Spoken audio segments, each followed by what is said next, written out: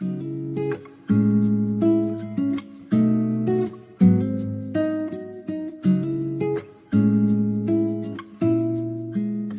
ahí estamos, Iglesia Bíblica Maranga, como siempre, la palabra de Dios no está presa, es lo que hemos estado recordando, que a Dios nadie lo mete en cuarentena.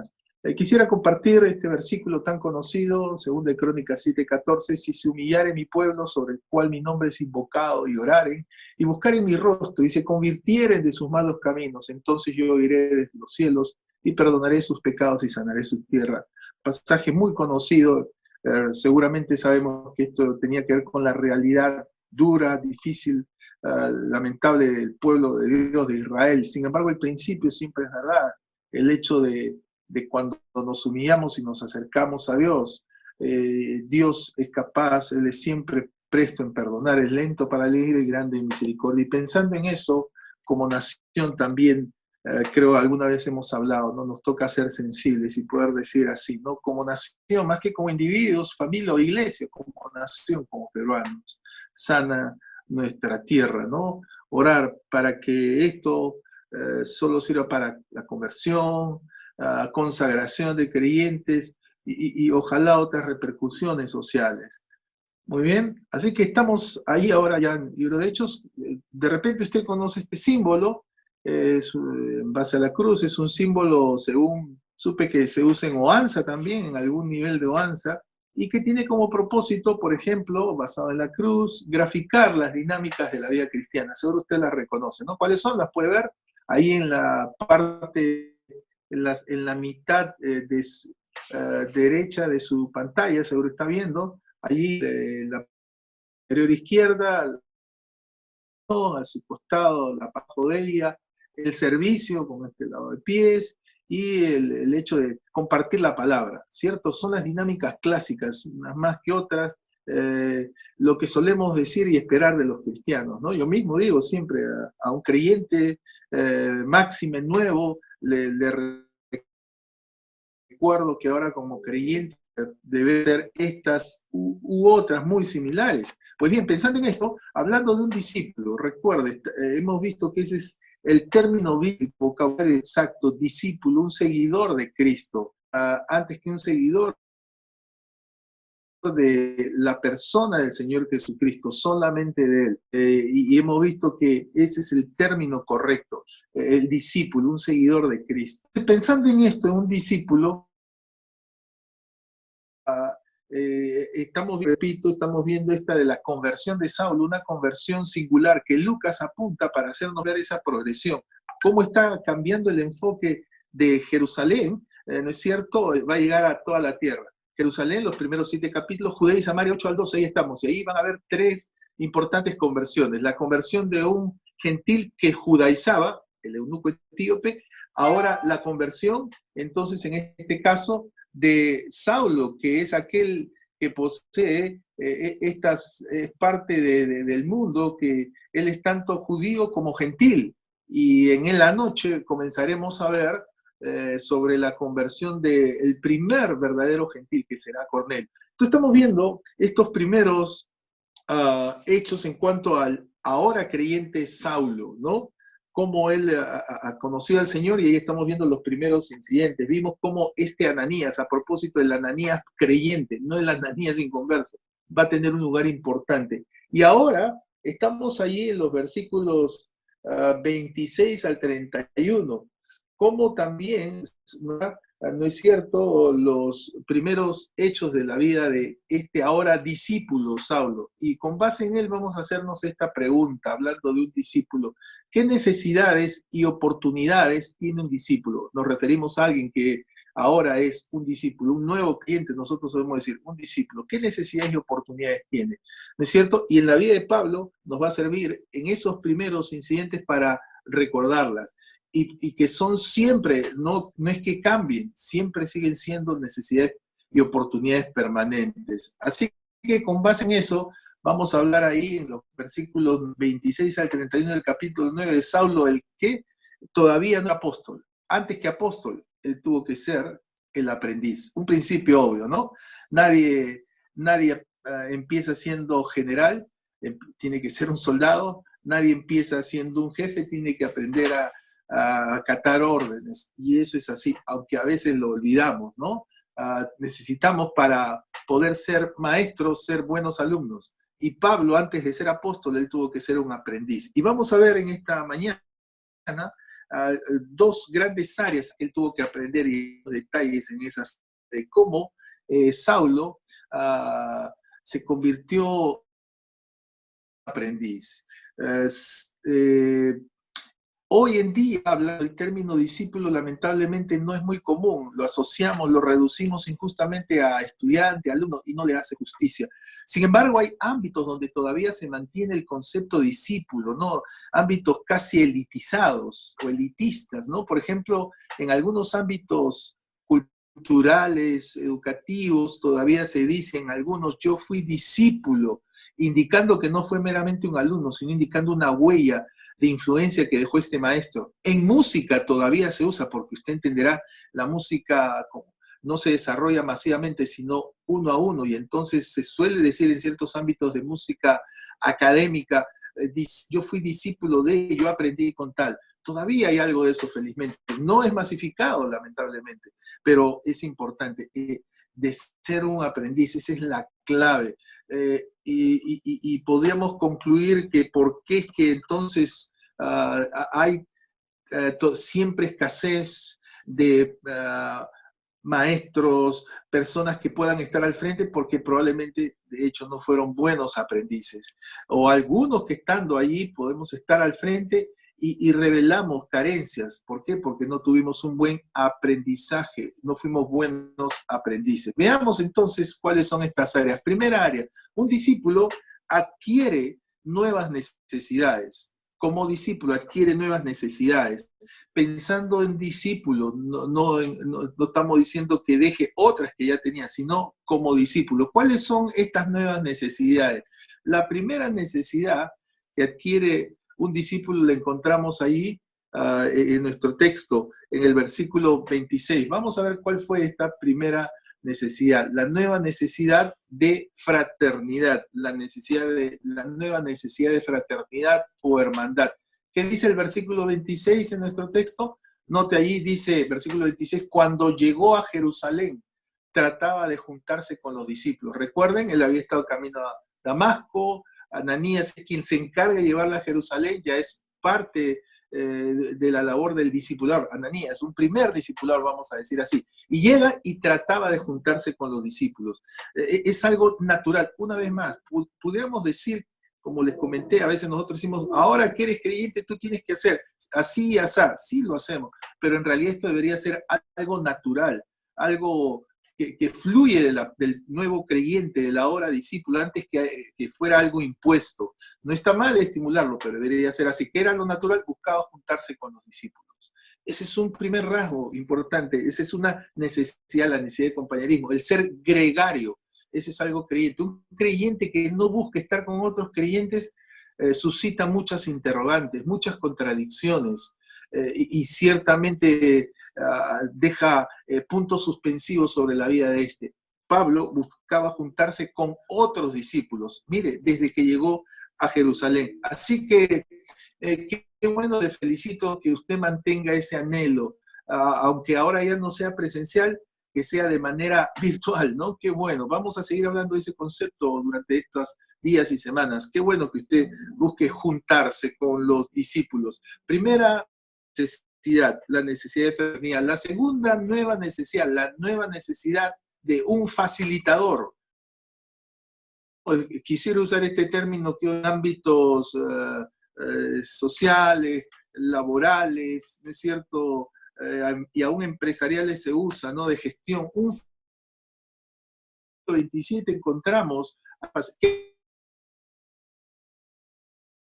las cosas, porque esto hay comía dificultad. ¿Cuál era? Versículo 26, llega a Jerusalén, pero todos le tenían miedo. Lógico, estamos hablando de Saulo, ¿no? Imagínense, alguien terrible, el enemigo público número uno de los creyentes, y ahora, claro, se había convertido, pero le tenían miedo, la inercia, ese era su testimonio, fruto del testimonio antiguo, no creyendo que fuese difícil.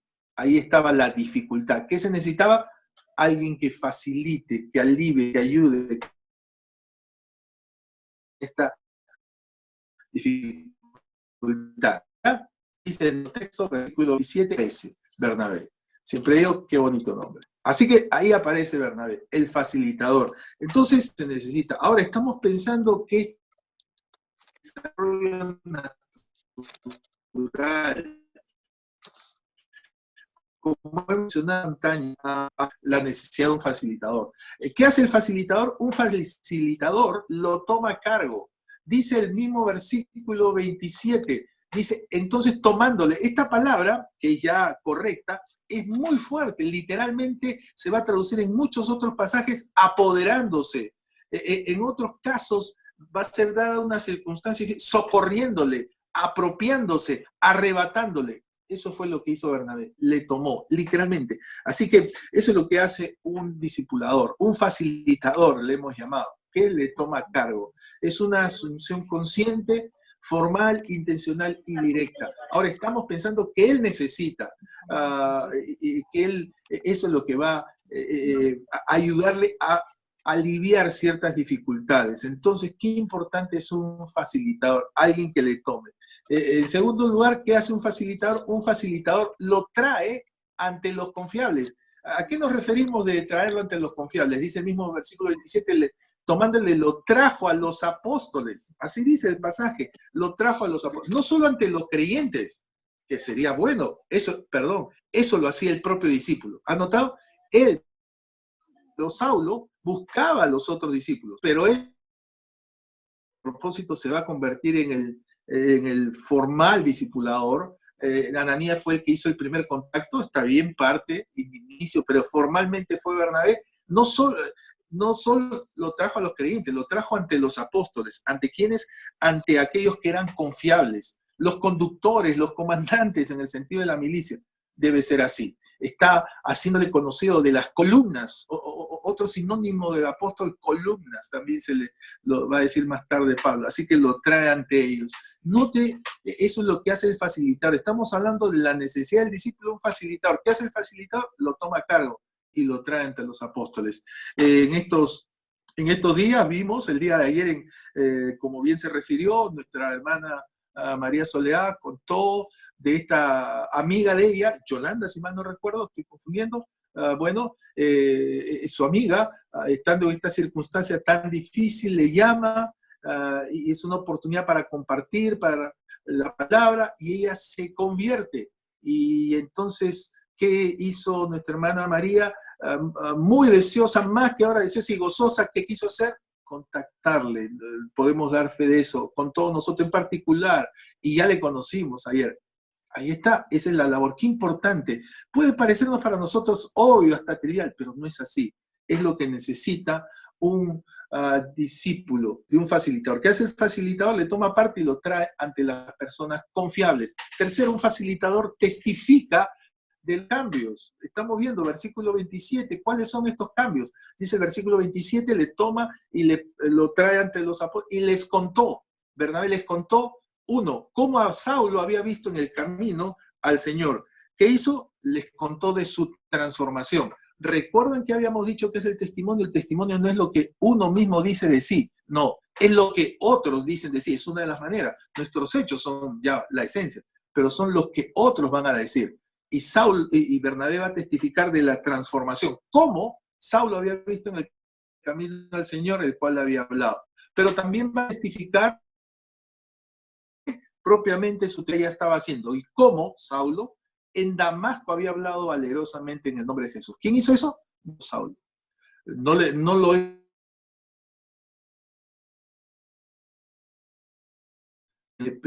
los primeros inicios facilitadores.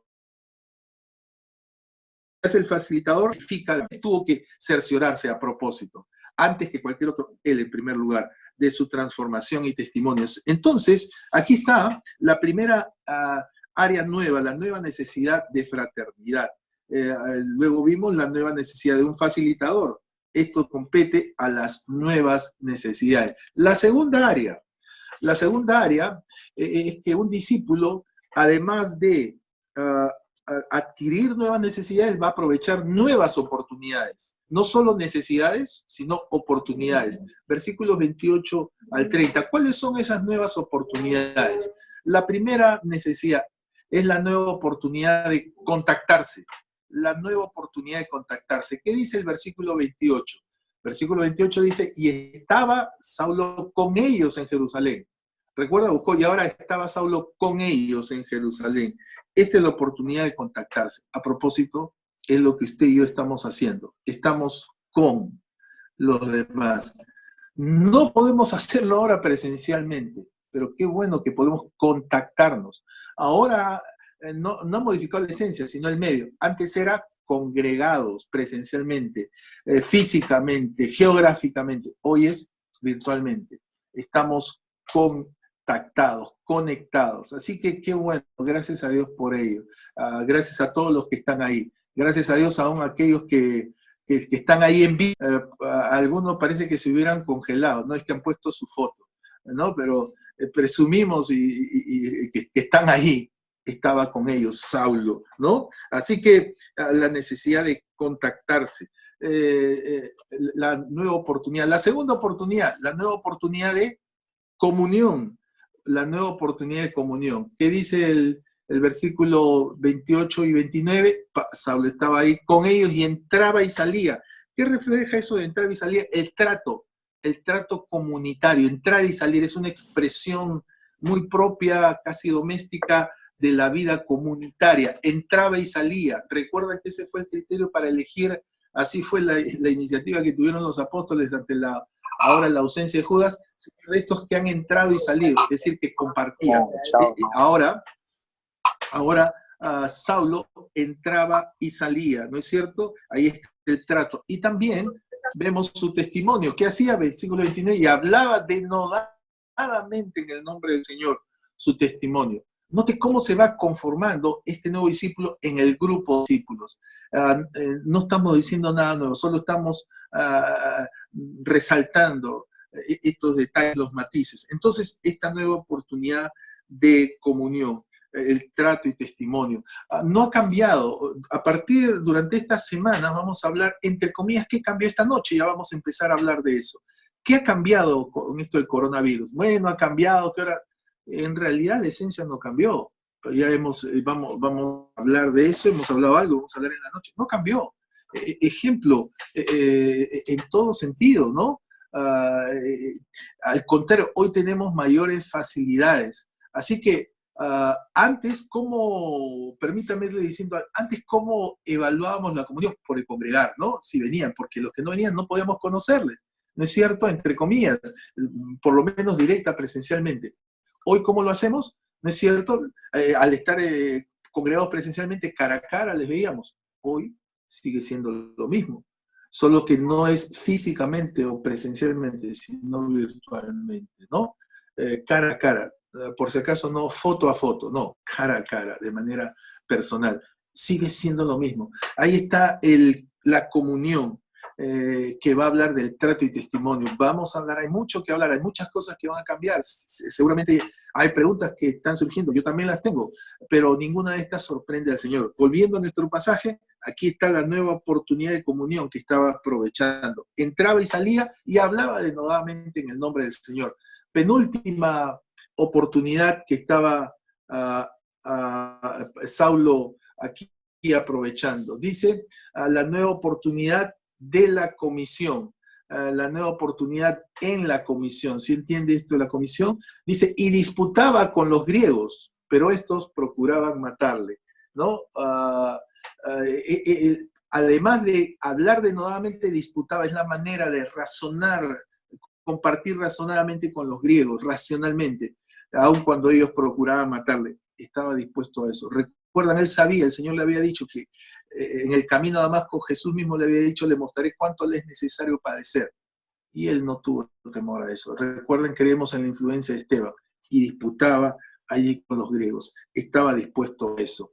Una vez más decimos esto, hoy que inevitablemente tenemos que acceder a las redes y hay tanto, pero tanto, y nosotros ahí también compartimos, una vez más. ¿De qué compartimos mayoritariamente? para ir al punto, ¿cuánto compartimos del Señor? ¿Cuánto nos identificamos como seguidores, como discípulos de Cristo? Como siempre menciono, estamos dispuestos a identificarnos que soy hincha de tal equipo de fútbol, para aquellos que son fanáticos de fútbol o les gusta, pero ¿cuánto nos identificamos como discípulos de Cristo? Nos identificamos con muchas otras cosas, personas, circunstancias. ¿Lo hacemos con el Señor?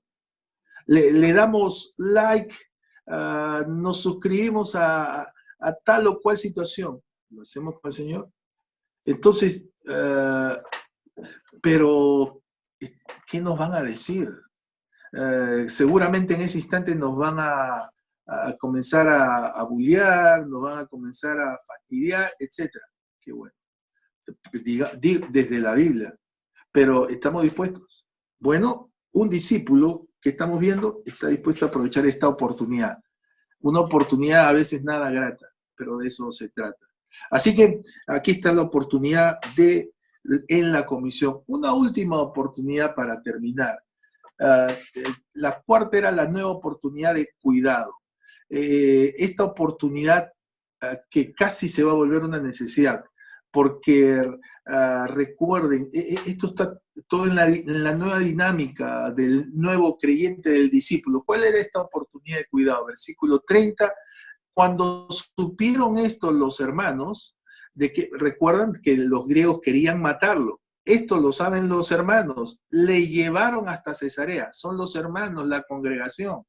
Y le enviaron a Tarso, de donde era él, que está experimentando el cuidado.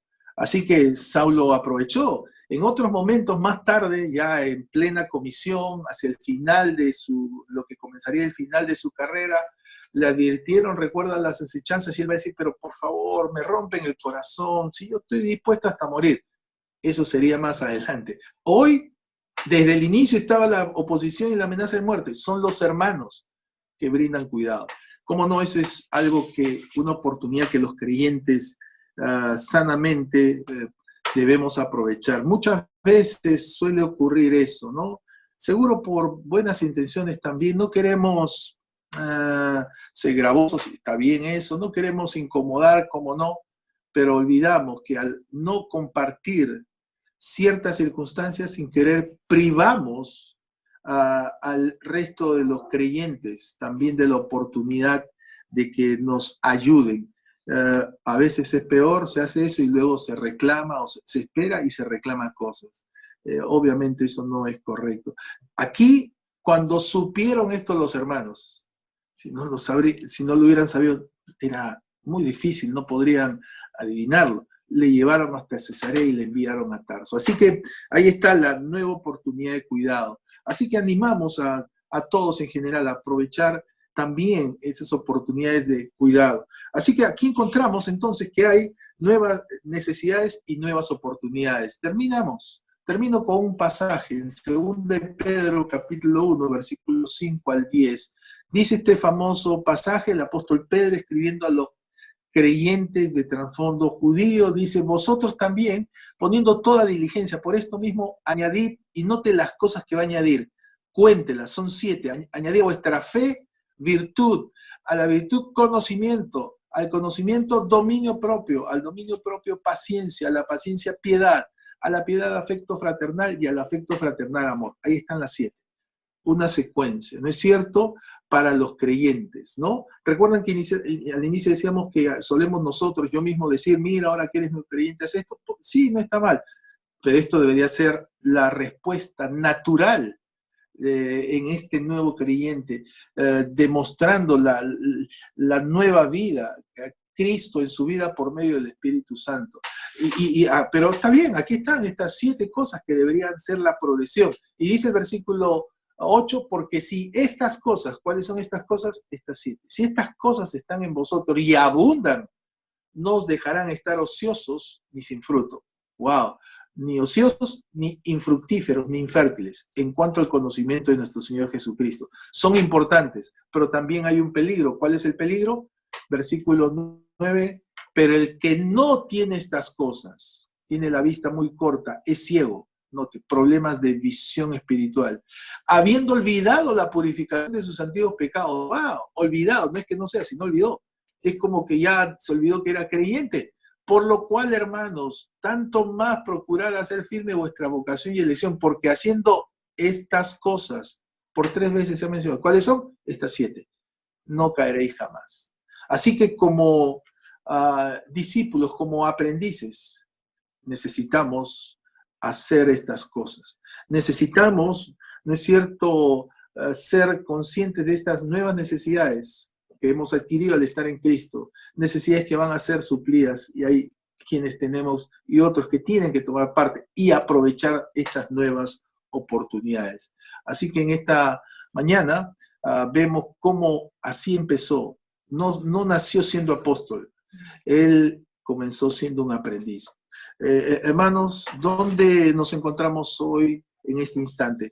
Como vamos a hablar de eso esta noche, las crisis no cambian nada, no crean nada, solo revelan, ¿sí? Es como apretar, ¿no es cierto?, un chisguete, una botella de plástico. Al apretarlo vamos a hacer que salga lo que está dentro de la botella, pero el apretar no crea lo que hay dentro. Esta circunstancia que estamos viviendo, ¿qué está revelando? ¿Qué carencias, qué necesidades, qué problemas, quién sabe qué pecados? El tema es que Dios quiere que esto nos sirva para justamente para mejorar, corregir, crecer en nuestra relación con Él como discípulos, en nuestra relación como familia, en nuestro entendimiento como iglesia. Es todo un desafío. Necesitamos tener la actitud de aprendiz. El momento que dejamos de aprender, dejamos de enseñar. Así que no descuidemos estas cosas para que no corramos el riesgo de ser cortos de vista espiritual o ciegos. Que el Señor nos ayude. Oremos. Señor, gracias te damos por el testimonio de tu palabra, el ejemplo de Saulo, cómo fue un buen aprendiz, cómo él tenía necesidades que revelaban su nueva vida, su nueva dinámica, necesidades que nosotros debemos evidenciar, y que tú has hecho una provisión para que éstas puedan ser satisfechas. Pero también cómo estuvo dispuesto a aprovechar oportunidades dentro de ese compañerismo al punto de participar en la misión, en la comisión, a riesgo de su propia vida. Señor, gracias por tener una familia espiritual, por ser parte de tu iglesia, de una congregación, de una comunidad local de creyentes. Y hoy, con estas nuevas circunstancias, se pone a prueba nuestra visión, nuestras convicciones, y vemos que tú no has cambiado, que no ha cambiado los desafíos, que podamos tener la actitud de aprendices. Gracias por tu palabra. En el nombre de Jesús. Amén. Que el Señor nos bendiga.